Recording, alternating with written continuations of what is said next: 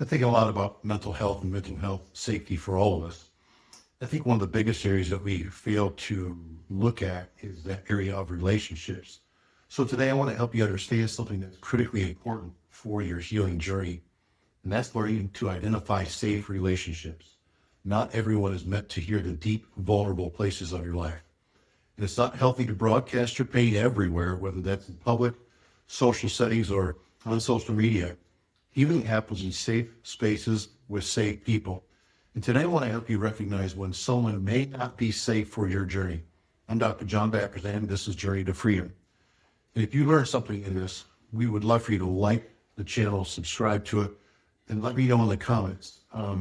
Because sharing helps the algorithm, and sharing also helps other people to learn from what you're learning. Proverbs chapter 4 says, keep our heart with all diligence, for out of it are the issues of life. And we need to understand that guarding our heart doesn't mean isolating yourself. It means being wise about who has access to your inner world. We live in a time where everyone is struggling with discouragement, disappointment, unmet expectations, relational tensions, but struggle alone doesn't make someone safe. So let me give you 10 short, clear signs of people who may be relationally unsafe for your healing journey. All right, number one, people who have a lack of self-awareness. They don't recognize how they come across. They miss the social cues. They're unaware of where you are emotionally.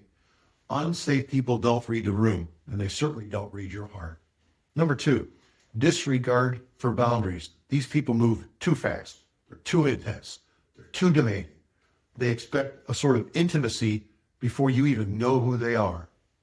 Proverbs 25 tells us to withdraw your foot from your neighbor's house, lest he be weary of thee and so hate thee. Healthy relationships grow. They don't rush. The third type of person you may need to avoid is somebody who's got poor listening skills. They talk at you, not with you. Your sharing becomes their next story.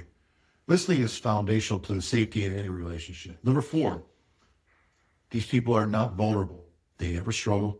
They never share their weakness. They never say, here's what I'm going through. Here's what I'm learning. That's not a strong person. That's someone who is keeping their emotional distance. Number five, people who point out others' flaws and never their own. They analyze society and people and problems but never look inward. Matthew 7 says, first cast out the beam out of your own eye. Safe people lead with humility. The sixth type of person you may need to avoid is somebody who has harsh judgment of brokenness. They respond to your failure with criticism instead of compassion. Pay attention to how they talk to other people's pain, because that's how they're going to treat yours. The seventh type of person to avoid is someone who is self-centered in their conversations, and everything circles back to them. Your pain becomes their platform. Safe people validate before they relate. The eighth type of person would be someone who is quick to speak and they have shallow answers. They rush to fix instead of listen. Especially common with spiritual cliches. Oh, you just need to pray more. You need to read more. God's got this. It'll all work out. James 1:19 says, let every man be swift to hear, slow to speak. Maturity listens longer than it talks.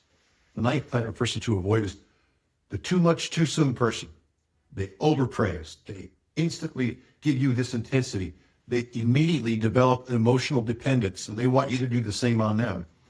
Fast attachment often leads to fast disappointment.